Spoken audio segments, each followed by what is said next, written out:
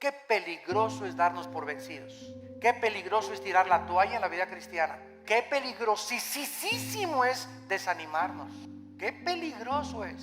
Porque cuando un cristiano es animado, pa' que ya, se te viene una horda de demonios que van a agravar tu situación.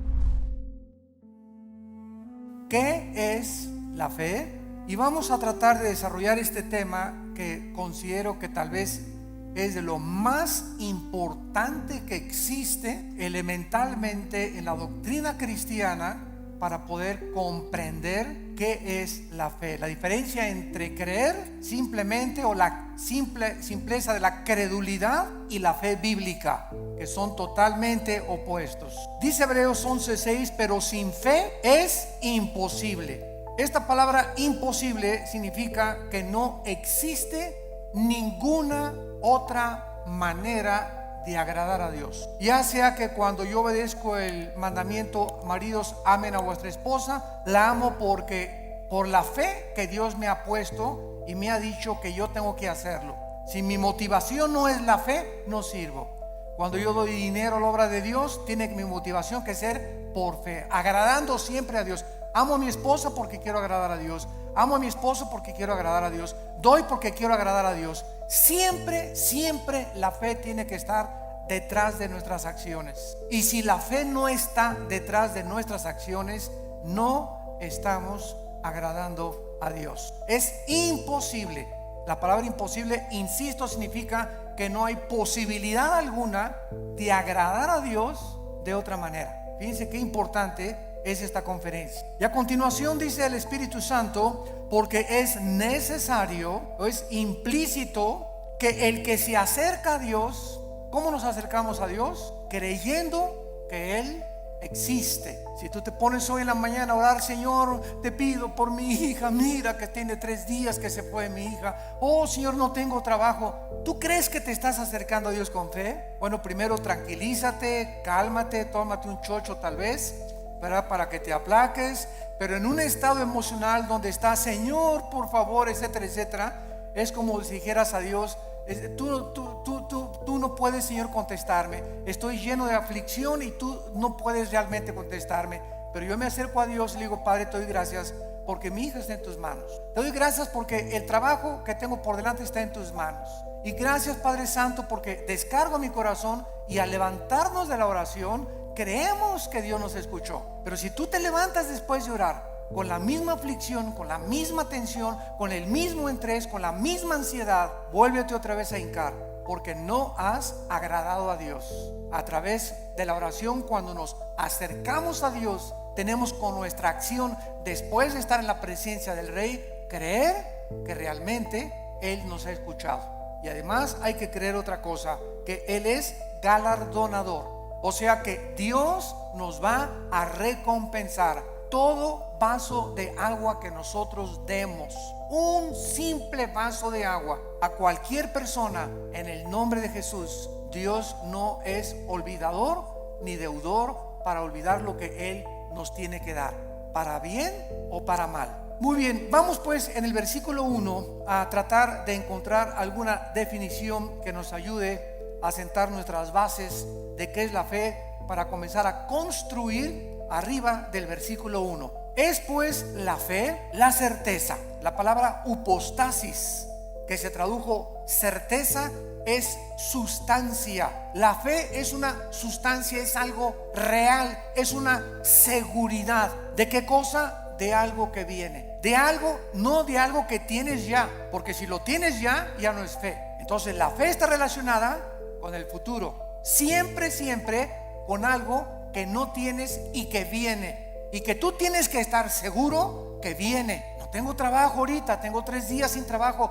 2 semanas sin trabajo, pero Jehová es mi pastor. Como decía mi esposa hace unos momentos, declaro que soy tu hijo, que nada me faltará. Yo voy a mantener mi paz. Mi hijo se fue, mi hija se fue, no tengo trabajo, pero yo tengo la seguridad, la certeza que aunque no lo tengo ahorita, aunque no veo ahorita a mi hija que se componga, ni mi hijo que se componga, y aunque no veo ahorita prospectos del trabajo, lo creo, lo tengo seguro porque tú lo has dicho. No he visto justo desamparado a su descendencia que mendigue el pan. yo sé que tú me vas a dar el trabajo, Señor, yo sé que tú me vas a sacar adelante. ¿Por qué? Porque así lo dice tu palabra. Y esta seguridad que tú tienes, dice a continuación, es una convicción, aunque tú no lo estás viendo. Muy bien, vamos pues a tratar de explicar más claramente esto. La fe está relacionada con el futuro y con lo invisible. Con lo futuro y con lo invisible. Porque es algo que esperamos en el futuro, ya sea en 3 horas, 4 horas, mañana, pasado un mes, un año, no sé. Y al mismo tiempo es algo que no podemos percibir con nuestros 5 sentidos. En el momento en el que nosotros veamos algo, ya no es fe, porque la fe está relacionada con lo invisible. En el momento que lo veo, ya no es fe. Por eso cuando alguien dice, si yo veo un milagro, voy a creer, esto es la antítesis de la fe, porque es totalmente lo contrario. Primero tenemos que creer, como lo vamos a ver, para ver. ¿Me están siguiendo? No es ver para creer, sino creer primero para que después puedas ver la gloria de Dios manifestada. Muy bien, la fe es la certeza, es una seguridad de algo que esperamos y es una convicción de algo que nosotros no vemos. Esta certeza, ¿quién nos las da? Porque necesitamos una certeza y necesitamos una convicción para que nuestra fe sea sólida y esté basada en un buen fundamento teológico. Esta certeza nos las da la Biblia, porque solo en la Biblia puedes encontrar las promesas que son futuras para nosotros. Dice Dios, si tú siembras escasamente, recoges escasamente. Si tú siembras abundantemente, recoges abundantemente. Si tú amas a tu esposa como Cristo amó la iglesia, no te imaginas las bendiciones que vendrán sobre tu vida. Si tú no amas a tu esposa como te estoy mandando en la palabra de Dios, las promesas mías que te tengo preparadas, no las vas a poder ver, porque no has creído. Porque para que puedas ver la bendición en tu matrimonio, para que puedas ver la bendición en tu noviazgo, para que puedas ver la bendición económica en tu vida y en tus negocios, antes tienes que creerle a Dios y poner en práctica o en acción lo que Dios dice en su palabra. Y la convicción, ¿quién nos las da? El Espíritu Santo. Entonces tenemos íntimamente relacionadas a la Biblia con el Espíritu Santo. No podemos jamás divorciar al Espíritu Santo de la Biblia, ni la Biblia del Espíritu Santo, porque el Espíritu Santo es el autor de la palabra de Dios. Entonces necesitamos entender que el Espíritu Santo es un espíritu de santidad, ¿verdad? Es el espíritu de verdad, es el consolador. Entonces, si yo tengo el Espíritu Santo y quiero caminar con el Espíritu Santo y Él es santo, ¿podrán caminar dos juntos si no estuvieran de acuerdo? No, ¿verdad? Para que yo camine con el Espíritu Santo, tiene que haber santidad en mi vida, porque Él es santo y me toma de la mano.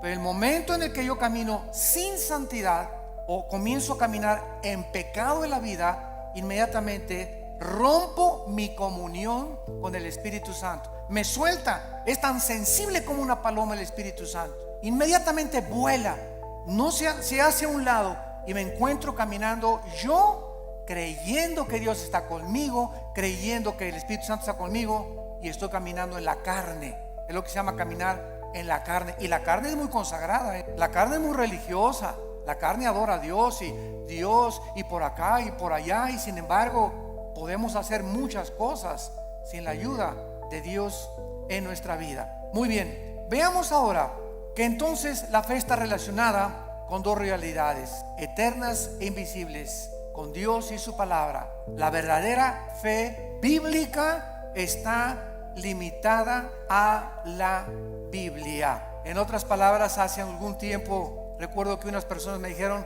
Armando, ¿por qué eres tan incrédulo? ¿Por qué no crees que el orito que está cayendo del cielo lo manda Dios y las piedras preciosas que están cayendo en nuestra iglesia son de Dios? Y yo les contesté sencillamente: porque Dios no me manda a creer eso. Yo creo lo que la Biblia dice. Pero el hecho de creer cualquier fenómeno o cualquier acción, aunque sea milagrosa, no implica que sea de Dios. Porque el diablo puede hacer fenómenos y puede hacer milagros también. Entonces no me pueden nadie catalogar ni tampoco a ti clasificarte como que eres un incrédulo y no lo crees. Claro que lo creo, pero si está en la palabra de Dios. Pero si yo encuentro en Proverbios capítulo 2 que la Biblia me manda y me dice que busque la sabiduría y no las piedras preciosas y no el oro, ¿qué me está diciendo el Espíritu Santo con estas experiencias que se están manifestando en muchas iglesias? Que estas iglesias están tanto en la carne, que está ahora siendo engañadas. Pues quieren eso, quieren circo, maroma y teatro, quieren ver milagros, pues eso les voy a dar, como hizo Dios con los judíos en el desierto. Quieren comida, pues se las voy a dar hasta que les llegue hasta aquí. Y los atascó de codornices hasta que los volvieron al estómago. Este es un juicio de Dios. ¿Por qué? Porque Dios nos busca que busquemos sabiduría y que no busquemos, ¿verdad?, las cosas que está cayendo ahorita del cielo. Y mira, hermano, digo, es más diamantina que nada, hombre, esas menso. La fe está relacionada, está íntimamente ligada a la Biblia. Nuestra fe no es un trapo ungido. Hermano, voy a ir al río del Jordán, y cuando vaya a Israel voy a meter una botellita el agua del Jordán y me la voy a traer y me la voy a echar cuando esté enfermo. O la voy a poner ahí, le voy a ya casi una veladora. Voy a traer agua del Jordán y me voy a bautizar del río Jordán. El agua del río Jordán y el agua del río Bravo y el agua del río Nilo y el agua del río Támesis en Inglaterra es exactamente igual. El río Jordán no tiene propiedades milagrosas. Es el agua de un río donde hace 2000 años el Señor Jesucristo fue bautizado, pero el agua no tiene nada de milagroso. El río es como cualquier otro río, y el hecho que Jesús y el Bautista hayan bautizado ahí no significa que va a ser agua milagrosa. Estamos retrocediendo otra vez a Roma, a la agua bendita.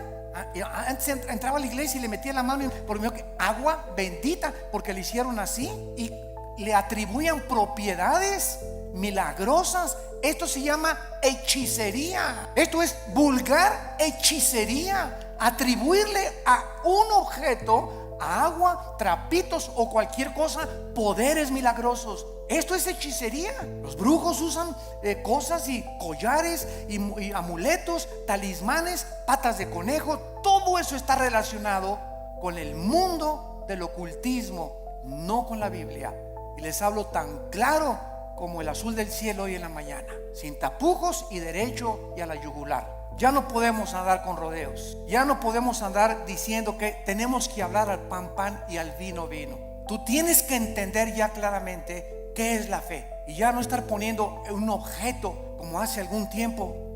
Me vende un trapito y ahí va la gente y compra el trapito ungido. O te mando este anillo que lo compré en Jerusalén, o este collar que tiene propiedades, y porque este predicador en tal parte lo anunció, y van y lo compran y se lo cuelgan y le atribuyen propiedades milagrosas. O ponen el trapito debajo de la almohada y se les va a quitar el dolor de cabeza, o va a traer que la maldición se va a ir de su casa. Todo eso está relacionado con el mundo de la hechicería. Eso ya no es fe. Y esa hechicería está entrando a las iglesias cristianas. ¿Por qué? Bueno, hace 2000 años en la iglesia de Gálatas, en Gálatas 5 versículo 1, el apóstol Pablo, si alguien no lo cree, les dice a los Gálatas: ¿quién los fascinó para no oír la verdad? Y esa palabra fascinar en el griego es hechizar. La iglesia de Galacia estaba hechizada, estaba controlada por demonios que habían entrado en falsos maestros y pastores que esta iglesia tenía, y que les estaba enseñando a los cristianos es que no es suficiente la muerte de Cristo. Necesitas circuncidarte, no necesitas poner árbol de Navidad, no necesitas hacer estas cosas, necesitas ahora agregarle a la obra de la cruz algo extra. Cuando la Biblia dice que cuando Cristo murió en la cruz del Calvario, se finí, caput, se acabó, consumado es. No hay nada que agregarle a la muerte de Cristo para el perdón que hemos recibido. Tratar de, después de la gracia de Dios, decir que necesitamos hacer ciertas cosas para completar la obra de Cristo, estamos llamándole que fue incompleta la muerte de Cristo, y esto es una herejía. Hace algún tiempo, bueno, más bien no algún tiempo, hace algunos días, me entrevistaron en un programa de televisión, y una de las preguntas que siempre me hacen en Colombia, en Guatemala, donde quiera que voy, es: ¿qué se pierde la salvación? Siempre me preguntan esa pregunta. ¿Por qué? Porque el 65-70% de la cristiandad cree que se pierde la salvación. ¿De dónde sacaron esta doctrina? De un hombre llamado Jacobo Arminio, que enseñó, y porque hay 5 versículos de la Biblia, nada más 5 contra más de 500 versículos en la Biblia que enseñan que la salvación no se puede perder. Además que es ilógico teológicamente. Entonces estos 5 versículos parecen enseñar que la salvación se pierde, como si que te borraré del libro de la vida y que te apartaré y la rama, Juan 15, serán cortados, etcétera, etcétera, que parece indicar que la salvación se pierde. O segunda de Pedro capítulo 2, 22 al 24, que el perro regresa a su vómito, la puerca lavada a lavarse en el lodo. Pero sin embargo, cuando estudiamos estos versículos, nos damos cuenta que los sacaron de su contexto. Miren, es tan simple como esto. Cuando una persona dice que se pierde la salvación, ¿qué está diciendo? Síganme con cuidado. Está diciendo que al llegar al cielo, Pedro le va a decir: a ver, Pancho Pantera, ¿por qué te voy a dejar entrar al cielo? Y tú le vas a contestar: por la gracia de Dios, más me porté bien, igual a la salvación. Eso es lo que se está diciendo. O sea, que la gracia de Dios no fue suficiente. Ahora que ya soy salvo, necesito portarme bien, porque si no me porto bien, pierdo la salvación. Entonces, ¿qué salvación nos dio Dios? ¿Temporal o eterna? Dicen Hebreos 9 y Hebreos 10 que nos hizo eternamente perfectos y santificados. En el momento que recibes a Cristo, recibes la eternidad. Estamos ya en el reino de Dios espiritualmente. La eternidad está dentro de nosotros ya. Pero y ahora, en segundo lugar, ¿por cuántos pecados? Apunta todo esto para que te defiendas. ¿Por cuántos pecados murió Cristo en la cruz? ¿Por los pasados, por los presentes o por los futuros? Por los pasados, los presentes y los futuros. Entonces, si existe un pecado que diga que nos hace perder la salvación, Cristo tendría que volver a morir.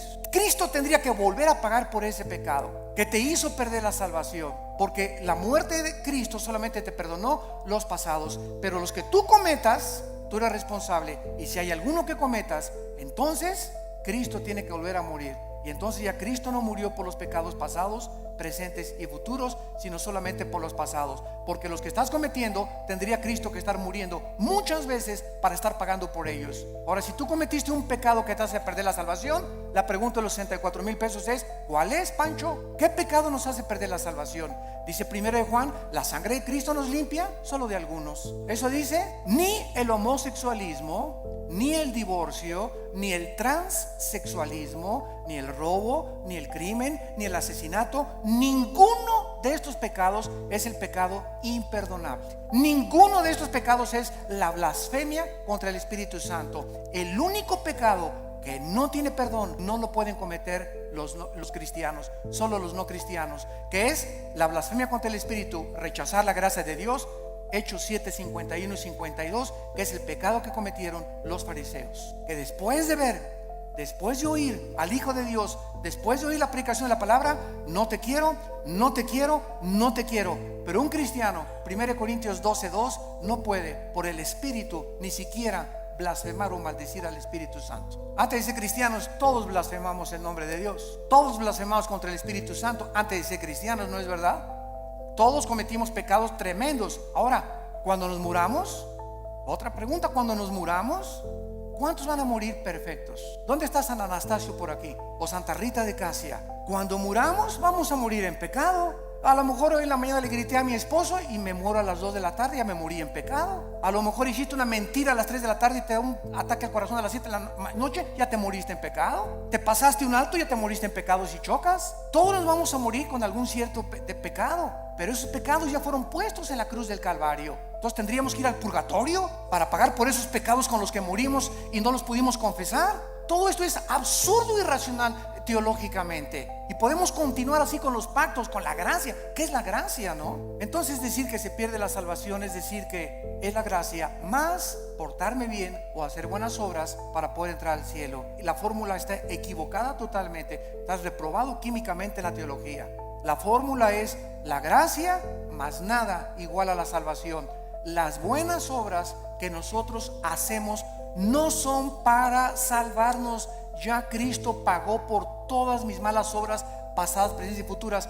Mis buenas obras que ahora hacemos, síganme con cuidado, las buenas obras que nosotros hacemos después de la salvación solamente son para la entrega de recompensas o la pérdida de recompensas en el tribunal de Cristo. El cristiano ya no va a ser juzgado por sus obras en cuanto a la salvación, sino en cuanto a las recompensas. Y la fidelidad va a ser altamente recompensada por Dios.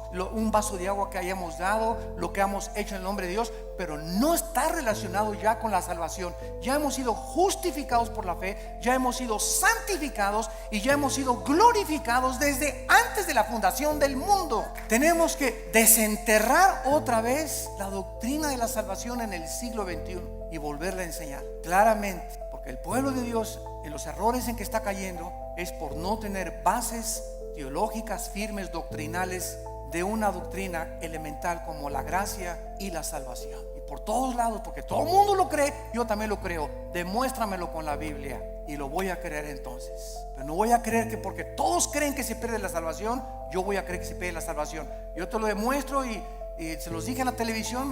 Tenemos el debate con el que quiera y se lo demostramos, ¿verdad? Que es absurdo seguir creyendo que se pierde la salvación. Ahora muchos dicen, bueno, como ya no pierdo la salvación, me voy a portar ahora sí, le voy a dar vuelo a la hilacha, ¿verdad? Bueno, dice Gálatas 5:10 que fuimos llamados a libertad, solamente que no usemos la libertad como ocasión para la carne. La persona que dice eso, con que no puedo perder la salvación, puedo hacer lo que quiera, no es salvo. No es salvo. Porque si tienes al Espíritu Santo, no vas a tratar de aprovecharte y tomar la gracia de Dios como una licencia para pecar. Eso demostraría Romanos 6, que pues pecaremos para que la gracia de Dios abunde. De ninguna manera, porque los que hemos muerto con Cristo, ¿cómo vamos otra vez a pecar o a tratar de pecar voluntariamente? Ya demostraría que ni siquiera tenemos la salvación. Bueno, esto es importante en relación con la fe, y vamos a ver ahora algunos ejemplos de la fe en algunos versículos en el Antiguo y en el Nuevo Testamento. Vamos a ver en primer lugar el Salmo 27 para que veamos cómo operó la fe en el Antiguo Testamento y tengamos bases más profundas acerca de nuestra fe. Vuelvo a repetir, la fe está relacionada con el futuro y con lo invisible. La antítesis de la fe sería ver, porque caminamos por fe, no por vista. La vista queda excluida de la fe, y si camino por vista, está excluida la fe. Una de otra están excluidas. No pueden ser las dos verdad. O camino por fe sin ver, o veo y ya no camino por fe. ¿Está claro? Es muy importante aceptar este concepto. Si caminamos por vista, ya no necesito la fe. Si camino por fe, no necesito la vista. Cada una excluye, insisto, la otra. Esto es contrario a lo que el mundo dice: ver para creer. Esa es la filosofía del mundo. Esa es la dimensión en la que el mundo se mueve. Nosotros hemos entrado a otra dimensión totalmente, que dice lo contrario, que necesito primero creer para poder ver. Dice el Salmo 27, versículo 13, cuando David se encontraba afligido, perseguido por Saúl, sin trabajo, escondido en una cueva, criticado. Sus hijos de David se volvieron contra él. Bueno, el pobre David, ¿verdad?, tenía todo tipo de tribulaciones iguales a las que tenemos muchos de nosotros. Y David nos manifiesta y nos exhibe una verdad preciosa. Y dice el Salmo 27:13: hubiera yo desmayado, me hubiera tirado la toalla, me hubiera yo desalentado, ya hubiera querido ya ni siquiera ser cristiano, ya ni siquiera quería ir a la iglesia, ya estaba harto. Si yo hubiera mantenido esta actitud mental, hubiera yo desmayado, me hubiera tirado ya al suelo, ya no quiero ni siquiera vivir. Estoy harto de todo, de mis papás, de la iglesia, de esto, del gobierno. Y sobran cosas que nos pueden llegar a pensar esto, a menos que, repito, seas San Anselmo. Pero todo cristiano llegamos a estar, ¿verdad?, hasta, decimos vulgarmente en México, hasta el gorro. ¿No te has sentido así? No levante la mano, porque yo estoy seguro que todos la levantaríamos. Si no has experimentado esto, lo vas a experimentar cuando estés casado, o cuando no estés, o cuando nazcan los hijos, o cuando nazcan los nietos, pero todos, hay muchas épocas en la vida en la que nos llegamos a sentir tan oprimidos por los problemas que ya no quisiéramos ni siquiera vivir. ¿Quiénes son los suicidas? Las personas que se les ha cerrado totalmente el mundo, se han sentido sin ninguna ventana, sin ninguna luz, sin ninguna esperanza, sin ninguna solución más que dejar de vivir, escaparse por una puerta falsa. Y dice David que él había llegado a esa situación, y entonces encontramos lo que lo salvó. Si no creyera, ¿qué veré? Primero, ¿qué cosa? Creyó, y después venía la vista.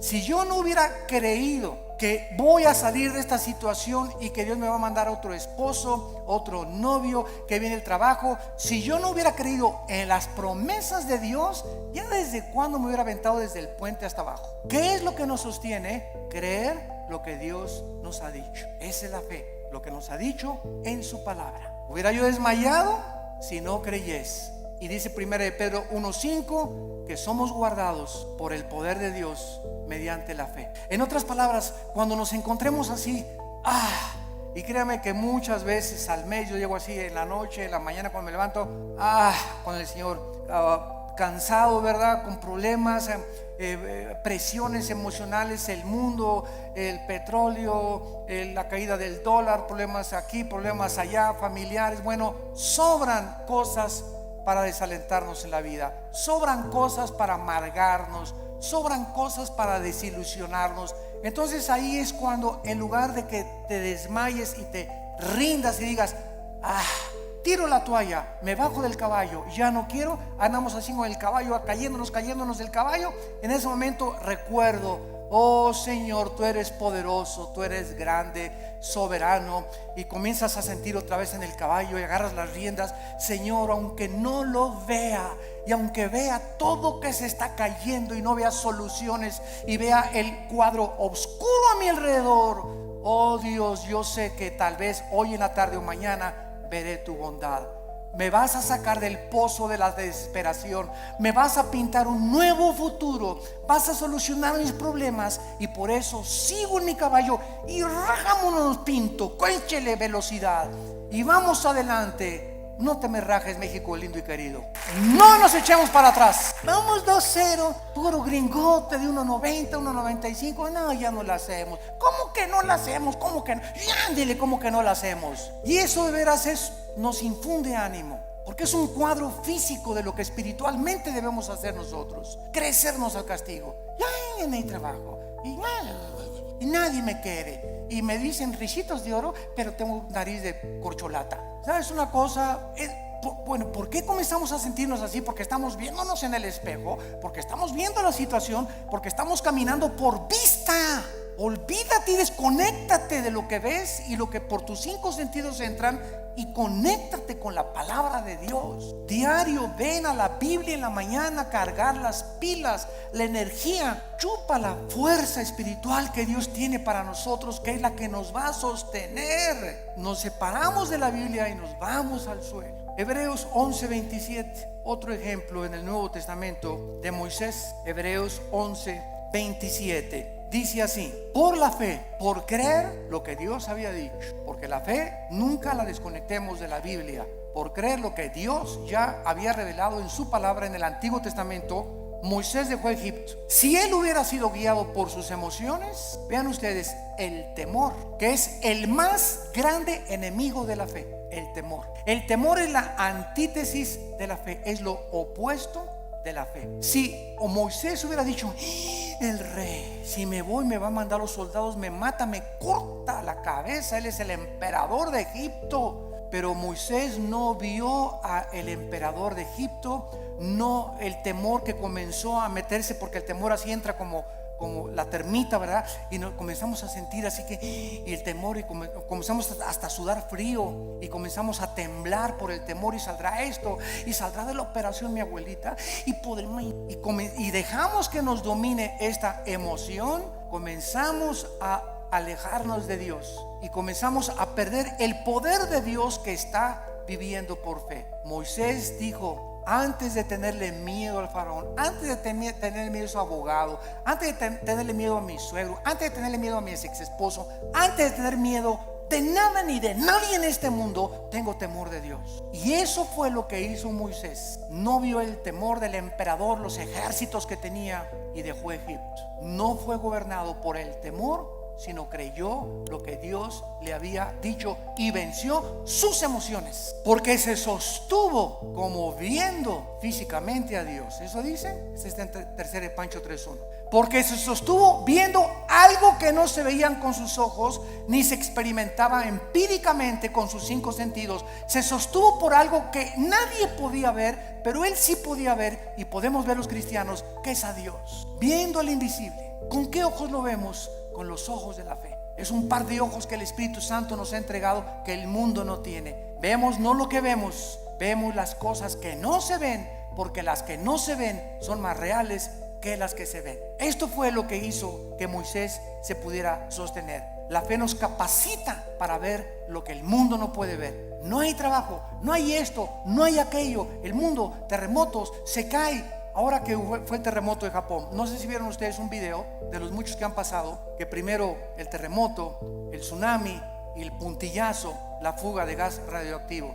Y pasaron a una japonesita que era cristiana, como de 80 años de edad. Y está la japonesita en el video caminando y dice: aquí estaba mi casa. Para todos lados estaba viendo. Y ahí estaban mis hijos. Y ahí vivía mi sobrino.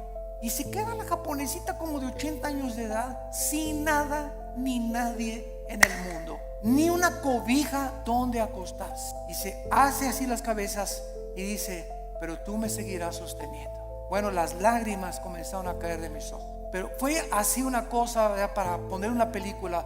Ahí estaba mi familia, ahí estaban mis papás, ahí estaban mis hijos, mis nietos, aquí estaba mi casa. No hay nada. Imagínate, de la noche a la mañana quedarte sin familia, ni vecinos, ni papá, ni mamá, ni nada, y levantar los ojos: pero tú me seguirás sosteniendo. Esa es la fe. Sostenidos viendo lo que no se ve, con los ojos y la seguridad y la certeza y la convicción de lo que Dios ha dicho: no te dejaré ni te desampararé, aunque se acabe todo a tu alrededor. Veamos ahora en Juan capítulo 11. Juan capítulo 11, versículo 39 y 40. Se muere Lázaro. La familia de Lázaro eran las hermanas Marta y María. Marta es un ejemplo de la mujer afanada, María un ejemplo de la mujer que se acerca a Dios. Pero las dos nos representan a todos nosotros. No porque te digas Marta va a ser afanada, ¿verdad? Pero es un ejemplo solamente de que todos nosotros padecemos esta debilidad, de que muchas veces queremos ver para creer, y tenemos que dominar esa tentación y ese impulso de nuestra antigua naturaleza. Entonces aquí en Juan 11:39 dijo Jesús: quiten la piedra. Marta, la hermana del que había muerto, dijo: Señor, y he de ya, porque es de 4 días. Jesús le dijo: ¿no te he dicho que si crees, verás? Ahí está otra vez. Marta, tú no tenías que haber visto que se alivió ahorita. Hemos llegado al punto que lo dejé morir, porque Cristo dejó morir a Lázaro. ¿Se acuerdan que cuando le avisaron: Señor, Lázaro se está muriendo? No hizo caso. Y era el mejor amigo de Jesús, y la familia que lo hospedaba y le daba de comer a Jesús, y tenía según un cuartito especial para Jesús cuando pasaba por ahí Jesús.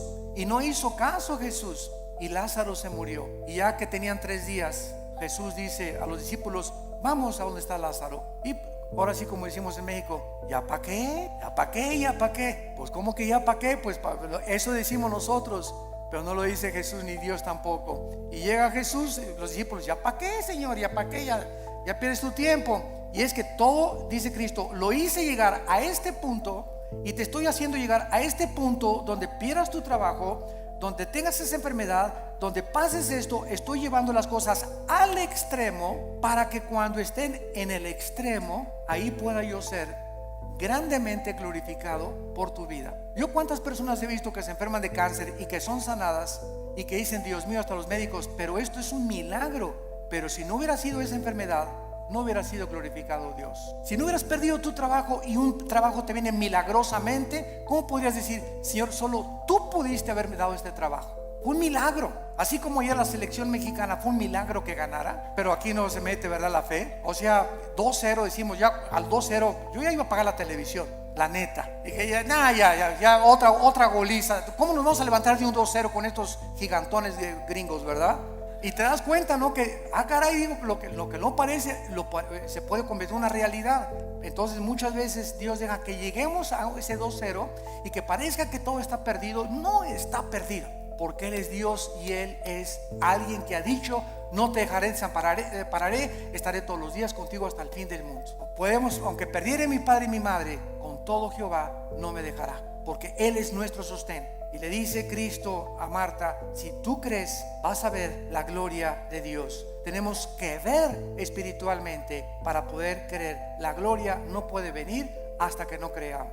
Por ejemplo, en el área económica, en el área matrimonial, en el área de relaciones sociales, en el área de nuestras amistades, en todo esto se cumple primero creer para ver. Dios le dice a los maridos: amen a su esposa. Tú amas a tu esposa sacrificialmente y comienzas a quitar todas las imágenes de otras mujeres de tu vida, etcétera, etcétera, y ve Dios tu fidelidad mental y espiritual, porque los pensamientos no le engañan a Dios. ¿Qué hace Dios cuando un hijo está haciendo lo que la Biblia dice porque quieres agradar a Dios? Te bendice. No te imaginas cómo te bendice. Señor, pero que tú ya tiene 20 kilos de más, Señor. ¿Cómo? ¿No puedes cambiar una llanta vieja por una nueva? Como dicen en Guanajuato, ¿verdad? Y sabes una cosa, que cuando estamos casados no es solamente la pasión. La pasión dura la luna de miel 3 o 4 días y dura también en el triunfo del amor. Pero todas esas pasiones que tú ves y esos enganches que se dan, esas cosas, no duran. Y claro que nos seguimos besando y todo, ¿verdad?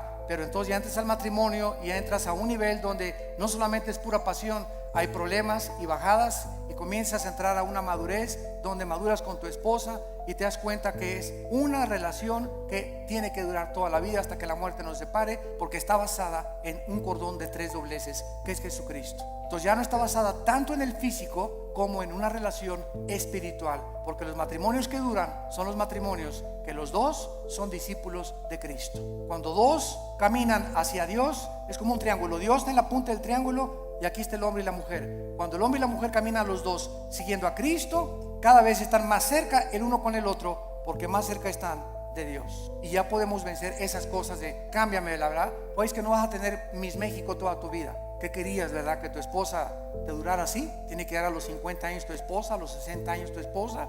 El cuerpo se deforma, igual el panza de Santa Claus ya también, ¿verdad? Pero nos seguimos queriendo. Entonces nuestra antigua naturaleza demanda ver para creer, puesto que depende de los sentidos, pero no de la palabra de Dios. Y vemos en penúltimo lugar 2 Corintios 4, versículos 17 al 18. Y dice el apóstol Pablo, esto es tremendo. Estamos tratando de encontrar la fe en el Antiguo y en el Nuevo Testamento en algunos pocos versículos. 2 Corintios 4, 16 y 17 al 18. Por tanto, otra vez dice Pablo, no desmayamos. Qué peligroso es darnos por vencidos. Qué peligroso es tirar la toalla en la vida cristiana. Qué peligroso es desesperarnos. Qué peligrosísimo es desanimarnos. Qué peligroso es. Porque cuando un cristiano es animado,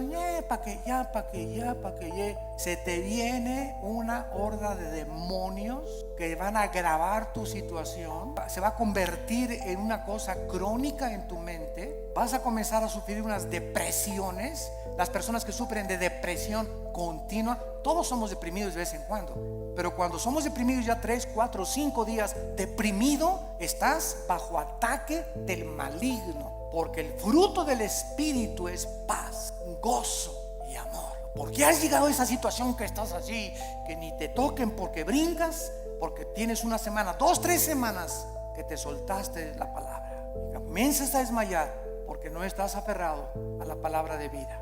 Por tanto, no desmayamos, dice el apóstol Pablo. Antes, aunque nuestro cuerpo exterior se va desgastando, el interior no obstante se renueva de día en día. ¿Saben ustedes que lo peor que existe para una persona es verse en el espejo? Bueno, claro que tenemos que peinarnos, ¿verdad? Y rasurarnos, etcétera, etcétera. Pero cuando ves, tengo 50 años, no, ya tengo 70, ya para qué, ya voy de salida. ¿Cómo que vas de salida a los 70 años? Tengo 80, ya voy de salida, ya para qué. ¿Cómo que vas de 80? A los 80 años Moisés fue llamado por Dios. A los 80 años Caleb le dijo a Josué, dame más montañas para conquistar. Cuando comenzamos a vernos físicamente, no, pues es que dice que a los 60, a los 70 se deteriora el cuerpo. Eso dice la ciencia, pero dice uno de los salmos que cuando nosotros confiamos en Dios, seremos fructíferos como las palmeras, tendremos fuerzas como las del búfalo y creceremos como los cedros del Líbano para continuar anunciando la justicia de Dios. Qué viejo ni qué viejo. Dejemos que nuestro cuerpo se siga desgastando. Yo les he hablado tantas veces de nuestra abuela materna que murió hace algún tiempo, de 97 años de edad. Mi abuelita, 97 años, ya no usaba bastón. Nunca se convirtió a los casi 80 años de edad, después de haber sido 30 años presidente de la Acción Católica de México. A los 80 años de edad vivió todavía 17 años más, a los 97, en sus 5 sentidos. Y se levantaba a las 7 de la mañana y se emperifollaba y se ponía su loción,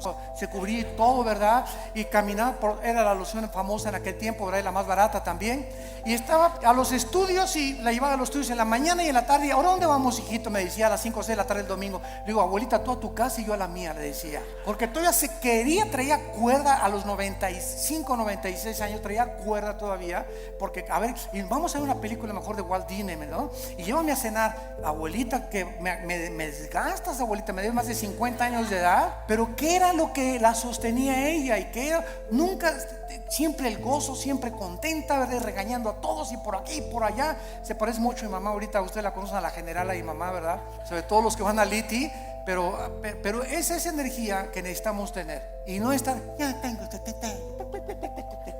cacle, cacle, cacle, cacle. El interior se va renovando. Y este cuerpo corrupto vas a echar a los gusanos y al panteón, y vamos a resucitar. Así como una semilla contiene un árbol y fruto y ramas, esa semilla, ahí está todo. Así cuando se siembra, va a resucitar en un cuerpo glorificado. Y nos vamos a ver, y cuál cacle, cacle, ni que nada, ¿verdad? Sino que tenemos que mantener esa energía y esas fuerzas, esas ganas para vivir para Dios. Porque los que se mueren pronto son los que no tienen ganas de vivir para Dios. Ya, para que ya yo llegué, ya voy de salida. Tienes que hablarle a tus nietos y tienes que hablarle a tus viejitas y tienes que ir a los asilos a predicar. No te encierres nada más, nada, hay mucho que hacer todavía.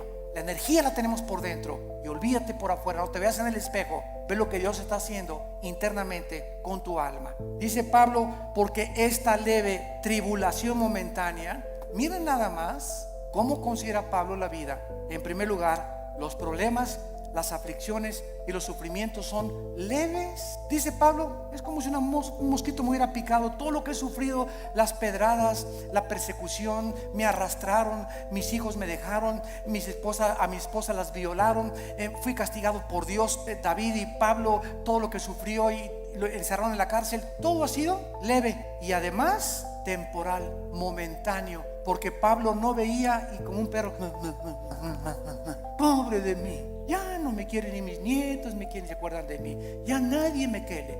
Y comienza a ser como un perro ahí en el rincón, lamiéndote tus heridas y compadeciéndote, y esa autolástima que va a hacer que te hundas y te pintes más rápido, que te vayas, más rápido. A veces me olvida que no estoy con los jóvenes. Es leve y es temporal. Produce en nosotros un cada vez más excelente peso de eterna gloria. No mirando las cosas que se ven, no mirando las cosas que se ven. Ahí está otra vez la fe. Si miran las cosas que se ven, nos desmayamos, nos desanimamos, nos hundimos. Miremos las promesas de Dios, sino las que no se ven, porque las que se ven son temporales, pero las que no se ven son eternas. Gracias por tu palabra, Señor. Señor, gracias por alimentarnos, edificarnos, animarnos con tu palabra. Gracias por aclararnos tantos conceptos que están siendo atacados, estamos siendo invadidos por doctrinas extrañas que se han acabado aceptando como si fueran la verdad. Regresemos a la Biblia. Volvamos otra vez a abrir las páginas santas de la Biblia, para que el Espíritu Santo alumbre nuestro entendimiento y podamos ver la gloria de Dios en la faz de su Hijo Jesucristo. Gracias, porque sin esta fe, sin creer en lo que tú nos has dicho, no existe ninguna otra manera en que te podamos agradar, porque así tú, Señor, lo has determinado. En esta mañana, muchos de ustedes que nos ven a través de la televisión y aquí presentes, tal vez eran crédulos, y tú le llamabas fe a lo que te habían enseñado en tu familia o en tu religión, sin saber en qué estaba basada lo que te habían enseñado. Pero la fe requiere de conocimiento, porque necesitamos conocer, porque viene por el oír y el oír por la palabra, para que tenga una fe que salve tu alma. Ven a Cristo en esta mañana, entrégale tu vida diciéndole estas palabras: Señor, te doy gracias porque creo que en la cruz tu Hijo Jesús murió en mi lugar, que a los 3 días Él no se quedó en la tumba, tú lo levantaste de entre los muertos, dándome la garantía que yo también volveré a vivir juntamente con Él. Señor Jesucristo, te pido que entres a mi vida. Me arrepiento de mis pecados. Lávame con tu sangre preciosa. Sé para mí mi Señor ahora y mi Salvador, porque quiero ahora ya no vivir conforme a lo que veo con mis ojos físicos, sino con los ojos espirituales que en este momento me estás trasplantando tú, para poder ver tu gloria en tu palabra. En el nombre de Jesús, amén. Gracias a Dios por su palabra. Quiero darles la bienvenida a mi canal oficial de YouTube, en donde podrán encontrar bastante contenido y material, como series, conferencias, programas y mensajes que serán de grande bendición y edificación para tu vida.